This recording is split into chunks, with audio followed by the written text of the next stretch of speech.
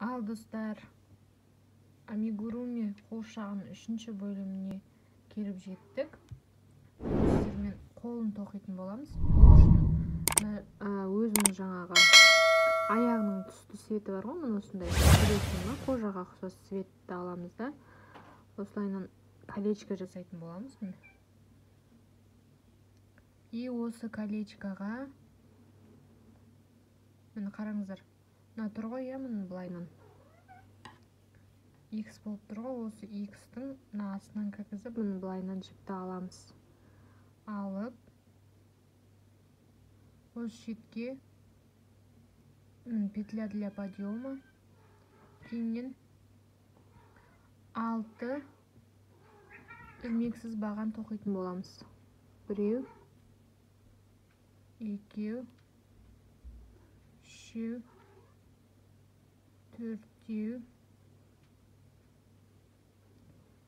5,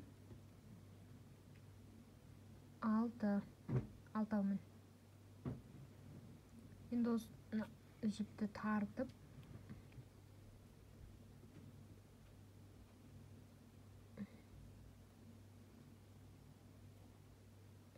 жіпті тартамыз да, басындағысымен біріктіреміз.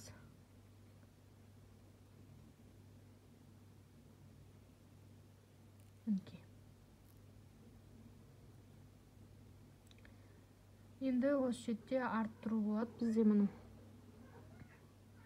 осы бір ілмек аламыз. 1, 2, 3, 4, 5, 6, я. Мына осыны санамағанда келесіне 1, келесіне тағы 1, ал үшіншісіне 2 тоқитын боламыз. 1, 2, келесіне тағы да 1, келесіне тағы 1,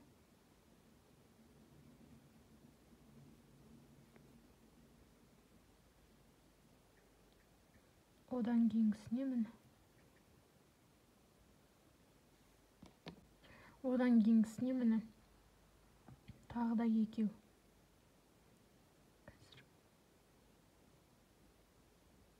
Осы қолының бас жағын тоқыған кішкене қиындау да.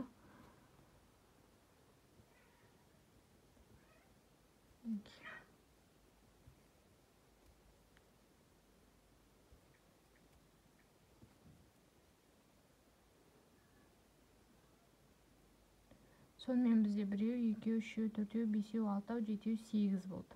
Я, бізде 8 болып шығу керек. Бастап қысындағымен басын біріктіріп, енді міне 8-ден тоқитын боламыз қолы. Тағы да 2 ряд осы светпен тоқимыз да. Даже 2 ряд емес, 3 ряд десем болады. 3 ряд осылайынан 8 қылып тоқимыз да, одан кейін жіптің светін ауыстыратын боламыз. 5 рядты аяқтадық. Енді көйлектің светімен сәйкес мына розовый светті тоқитын. Қуыршақта көргендеріңіздей. Көрдіңіздер ме, қолын басын тоқыдық, енді осы жақ тоқимыз.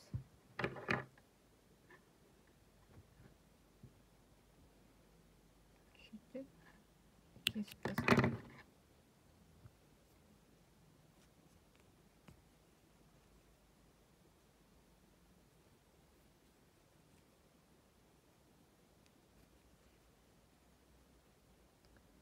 Көзіп жібереміз да. Жіпті алып,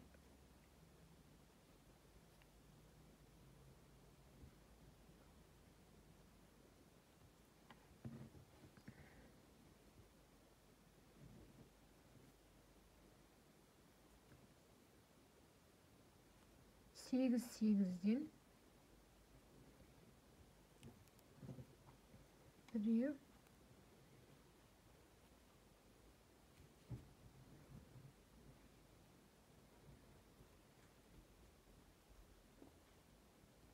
Біреу жіпті тоқып жіберу керек. Екеу, үшеу,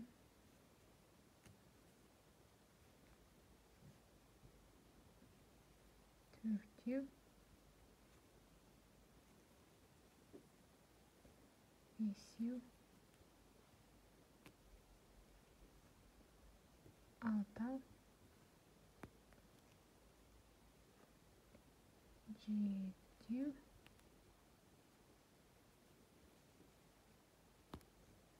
және де мына соңғы жағы бастаған жерімізге тағы да біреумен 8 болады. Қараңыздар, осы жерде 8 болды ғой, иә. Басқа түсті жіппен арасын белгілеп отырыңыздар, міне осылайынан кіргізіпші.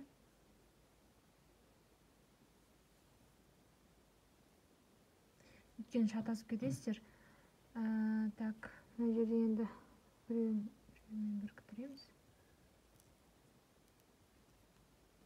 Келесі рядты тоққан кезде, міне аяқтап жатқан кезде былайынан осылайынан кіргізіп отырсаңыздар, қай рядта жүргендеріңізді ұмытпайсыздар. Өйткені бұл майда тоқу болғаннан кейін шатасып кетуге де болады, қай рядта жүргеніміз. Бізде общий қолдың ұзындығы 19 қатардан тұрады. Біз 5-6-ын тоқыдық. Енді қалған 13-ін өзіміз тоқып шығамыз. Осы ешқандай өзгертусіз 8-бен. Осындай 8 болып аяқталынады. Ешқандай арттырусыз, кемітусіз.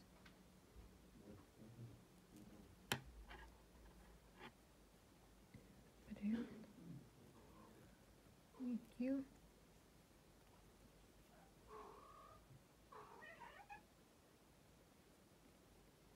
үшеу,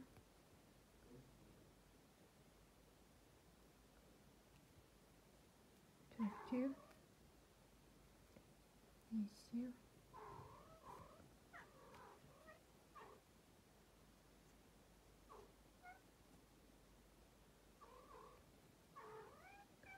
алтау, жетеу,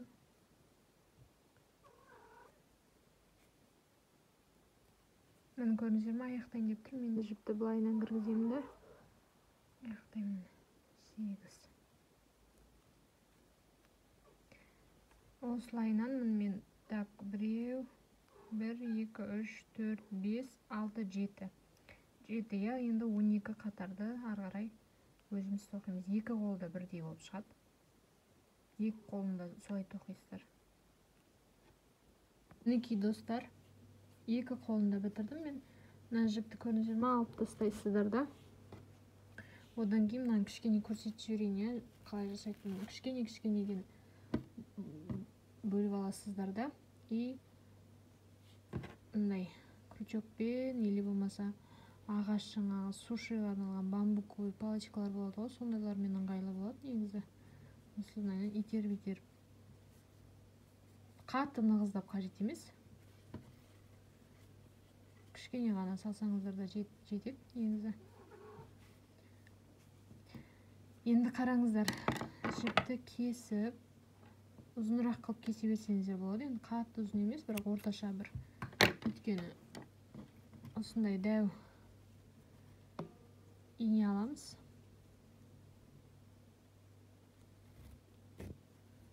Осылайынан өйткені мына жіпті алып, қазір біріктіріп тігетін боламыз.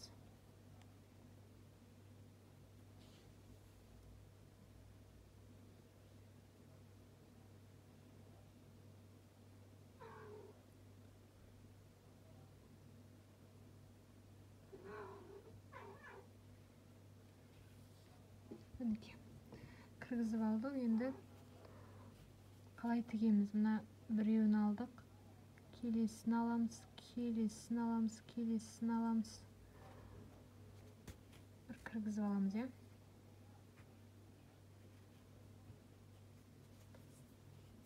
Одан кейін келесін аламыз.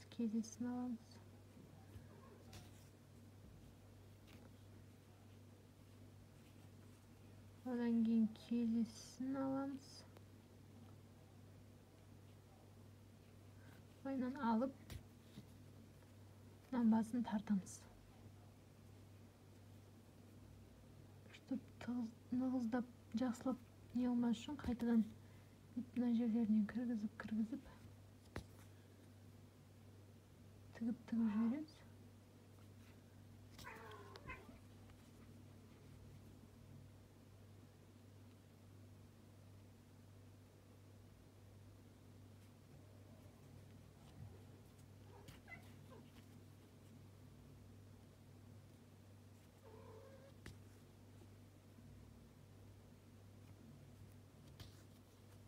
Болды. Көрдіңіздер ме? Қолдары дайын. Енді біз орамалын тоқитын боламыз. Ал достар, біз орамалын тоқитын боламыз. Ол үшін бізге керегі бежевый цветті жіп. Біз осы жіппен көйлектің етегін тоққан боламыз. Енді осы жіппен орамалды тоқимыз. Ол үшін бізге 5 бос ілмек алу керек. 2, 3, 4, 5. Басын біріктіреміз да 2 бос ілмек аламыз. Және осы міне, осы яғни дөңгелектің ішіне міне 10 бір ілмекті баған тоқитын боламыз. 1, 2, 10 өзіміз тоқып келеміз. Қараңыздар, 10 тоқып шықтық қой, енді тағы 2 воздушный петля аламыз да. Мына біріншісіне бір ілмекті баған аламыз. 2, екіншісіне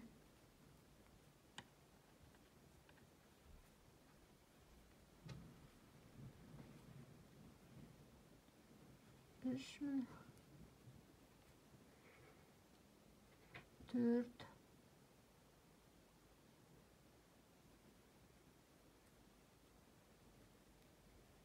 5.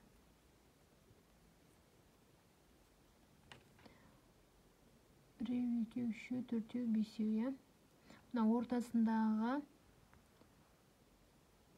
4-еу тоқитын боламыз. 4-еу тоққанда міне 1, 2,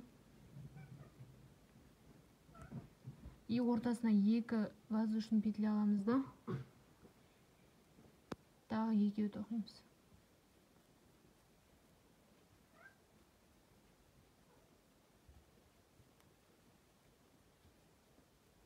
Сосын жалғастырып кете береміз.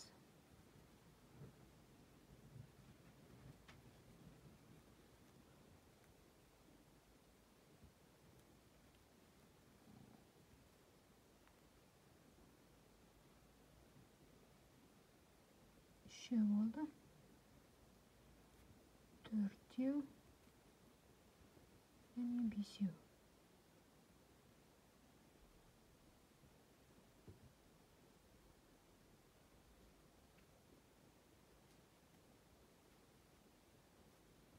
Тағы да 2 воздушный петля алып айландырамыз.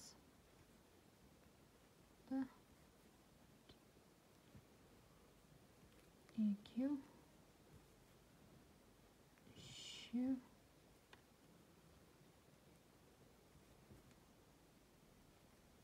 4, 5,